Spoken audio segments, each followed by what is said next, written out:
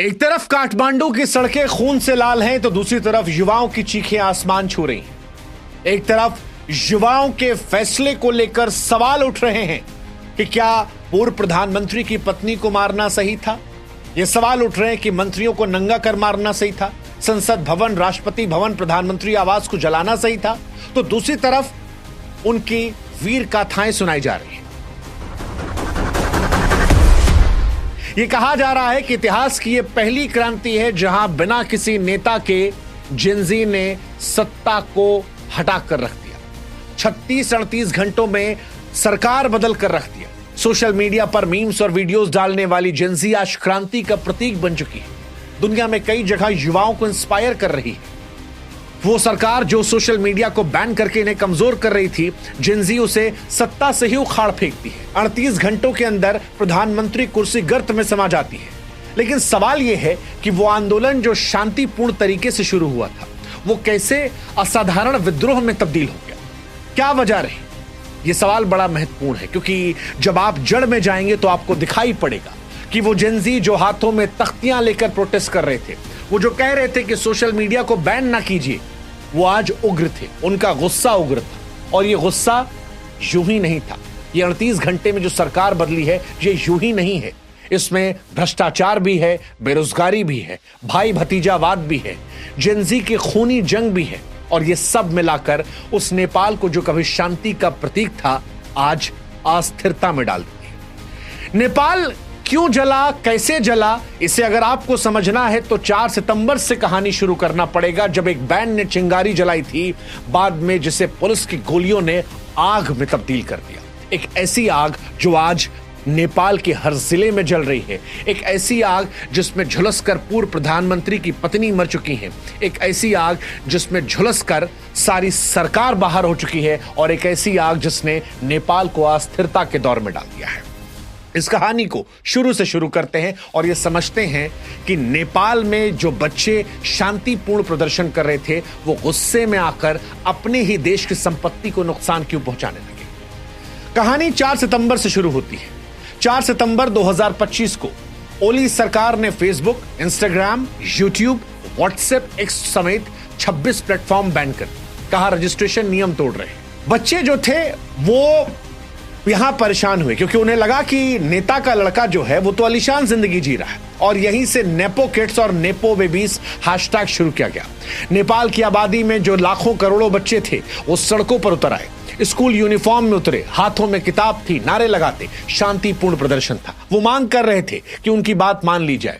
शुरुआत में आंदोलन में कॉलेज के बच्चे किताब का बैनर लेकर थे, भ्रष्टाचार और नेपोटिज्म को लेकर आवाज उठा रहे थे। लेकिन सत्ता कई बार अंधकार में चली जाती है, सत्ता अभिमान में चली जाती है, सत्ता को लोगों से कनेक्शन खत्म हो जाता है। और नेपाल में भी यही हुआ। नेपाल की सरकार अपने ही बच्चों को दुश्मन समझने लगी।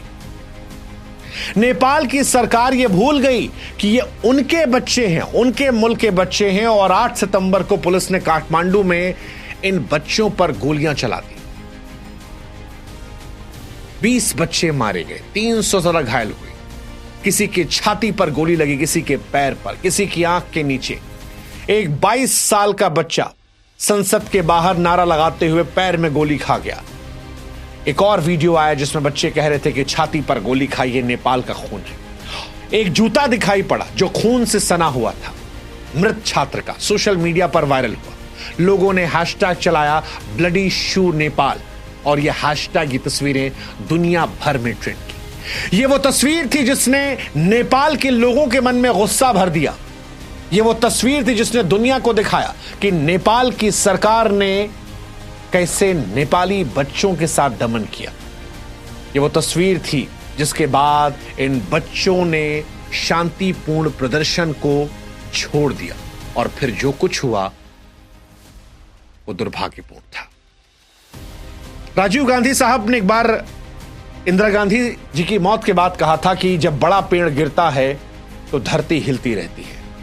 20 बच्चों की मौत हुई थी। ये बच्चे अपना आपा खो बैठे और फिर फायरिंग का आदेश देने वाले डीजीपी को प्रदर्शनकारियों ने मार दिया। वो मीडिया चैनल जो बच्चों के हित की बात नहीं दिखा रहे थे, जो सरकार के भोंपू बने बैठे थे, उन चैनलों पर हमला कर दिया गया। टीवी स्टेशन को आग लगा दिया गया, मंत्रियों को निशाना बना दिया गया। नेपाल के वित्त मंत्री विष्णु पौडेल को गली में पीटा गया, दौड़ा दौड़ा कर, कच्छा पहन के उनका वीडियो वायरल हो रहा है। नेपाल के ऊर्जा मंत्री दीपक खड़का के घर से लाखों रुपए हवा में उड़ा दिए गए। पूर्व पीएम शेर बहादुर देवबा और उनकी पत्नी पर हमला हुआ, पत्नी झुलसकर मर गई। शांतिपूर्ण प्रदर्शन जो था वो खूनी क्रांति में तब्दील हो गया। हालांकि यह सब रुक सकता था अगर नेपाल के प्रधानमंत्री अपनी कुर्सी से मुंह छोड़ देते, क्योंकि सबको पता था कि जब बच्चों पर गोलियां चली तब प्रदर्शन उग्र हो गया था। नेपाल के प्रधानमंत्री चाहते तो आज ये घटनाएं रुक सकती थी, क्योंकि नेपाल जब जल रहा था तब भी ओली कुर्सी का मुंह पकड़े बैठे थे, कुर्सी नहीं छोड़ रहे थे। 20 मौत के बाद भी जिद थी। इस्तीफे से पहले सेना से सुरक्षा मांगी, हालांकि फिर सेना ने कहा कि पहले कुर्सी छोड़ो। ओली के घर पर हमला हुआ तो वो तो हेलीकॉप्टर से भाग गए, शायद दुबई भाग गए। उनका सियासी सफर 14 साल की उम्र से शुरू हुआ था। कभी राजशाही के खिलाफ आंदोलन, कम्युनिस्ट पार्टी, जेल जाना, 10 साल में 4 बार प्रधानमंत्री, हालांकि कार्यकाल कभी पूरा नहीं कर पाए। चीन के करीबी आधा दर्जन मंत्री का भी इस्तीफा हुआ। लेकिन इन सब के बीच में नेपाल जलता रहा। और नेपाल जला क्यों? क्योंकि वो गोली मारी गई थी। वो बच्चे जो हाथों में किताब तख्ती लेकर थे, उन्हें गोली मारी गई थी। बच्चे कहते रहे कि गोली पैर में लग सकती थी, अगर मारना ही था। दूसरे तरीके अपनाए जा सकते थे, पानी की बौछार का इस्तेमाल था, लेकिन बच्चों को मारने कदम नेपाल ने उठाया।